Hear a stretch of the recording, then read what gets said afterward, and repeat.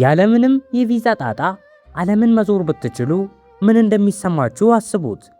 በ2026 የጉዞ ነፃነት አዲስ ደረጃ ላይ ደርሷል። ነገር ግን ሁሉም ፓስፖርቶች እኩል ጥንካሬ የላቸውም።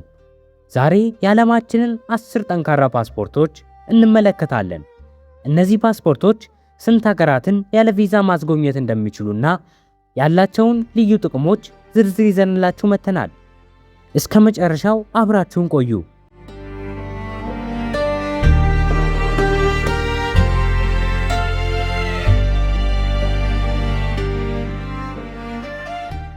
አስረኛ አይስላንድ። ዝርዝራችንን በቁጥር 10 የምትጀምረው አይስላንድ ናት። ይቺ በሰሜን አትላንቲክ ውቅያኖስ የምትገኝ ሀገር በእሳተ ገሞራዎቿ ብቻ ሳይሆን በፓስፖርት ጥንካሬዋም ትታወቃለች። የአይስላንድ ዜጎች ወደ 184 ሀገራት ያለምንም ቪዛ መጓዝ ይችላሉ። አይስላንድ ያላት ጠንካራ ዲፕሎማሲያዊ ግንኙነት ዜጎቿ በሄዱበት ሁሉ ተወዳጅ እንግዶች እንዲሆኑ አድርጓቸዋል።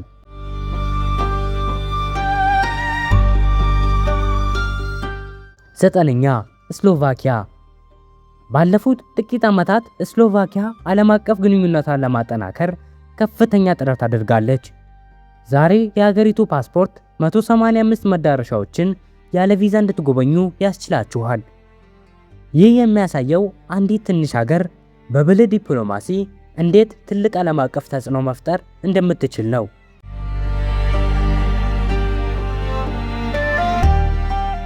ስምንተኛ ሊቱዌኒያ።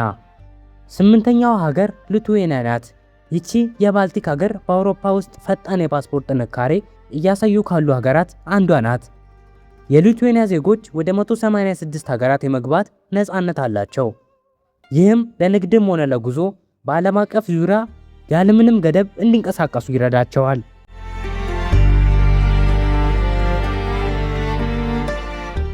ሰባተኛ ካናዳ።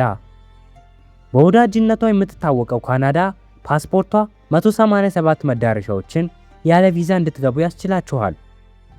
አንዱ ትልቁ ጥቅሟ ካናዳውያን ወደ አሜሪካ እና ወደ ሌሎች የኮመንዌልዝ ሀገራት በሚገቡበት ወቅት በጣም ቀላል የሆነ የጉዞ ሂደት መኖሩ ነው።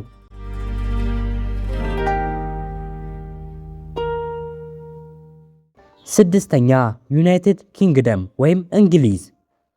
ምንም እንኳን ባለፉት ዓመታት የተለያዩ ለውጦች ቢደረጉም የብሪታንያ ፓስፖርት አሁንም የዓለም አቀፍ ክብር መገለጫ ነው።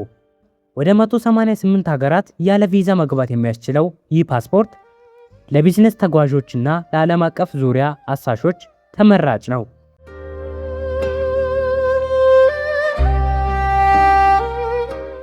አምስተኛ ኔዘርላንድ።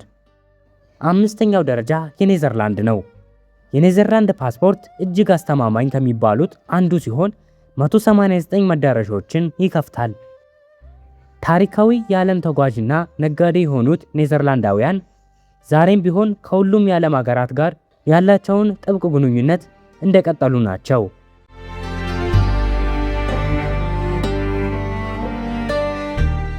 አራተኛ ስፔን። ይቺ የሜዲትራኒያን ሀገር ዜጎቿ ወደ 190 ሀገራት ያለ ቪዛ እንዲጓዙ ታስችላለች። ስፔን ራሷ የቱሪስቶች መዳረሻ ከመሆኗም በላይ ፓስፖርቷ በአውሮፓና በላቲን አሜሪካ ሀገራት ዘንድ ከፍተኛ ክብር ያለው ነው።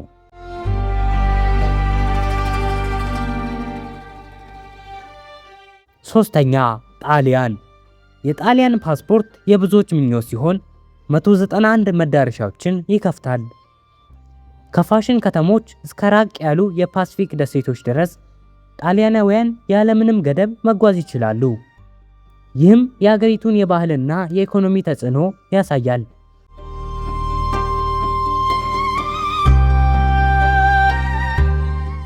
ሁለተኛ ጃፓን። ሁለተኛዋ የዓለማችን ጠንካራ ሀገር ጃፓን ናት። ጃፓን ለረጅም ጊዜ በአንደኛ ደረጃ ላይ ብቻዋን ቆይታለች። በ26ም ቢሆን የሀገሪቱ ዜጎች ወደ 192 ሀገራት ያለ ቪዛ መግባት ይችላሉ። የጃፓን ፓስፖርት በደህንነቱና ሀገሪቱ ባላት ሰላማዊ ዓለም አቀፍ አቋም ምክንያት በጣም የተከበረ ነው።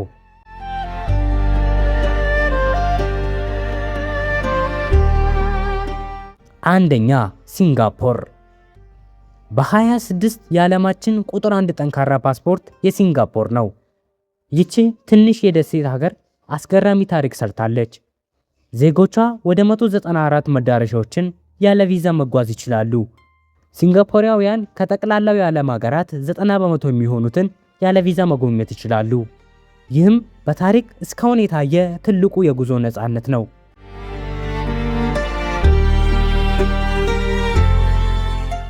ከትንንሽ ደሴቶች እስከ ግዙፍ ኃይለኛው ሀገራት ድረስ እነዚህ ፓስፖርቶች የዓለም አቀፍ ነፃነት መገለጫዎች ናቸው።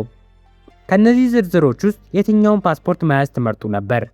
ሐሳባችሁን በኮሜንት አጋሩን። ይህ ቪዲዮ ከጠቀማችሁ ላይክ ማድረጋችሁንና ለተጨማሪ መረጃዎች ሰብስክራይብ ማድረጋችሁን አትርሱ።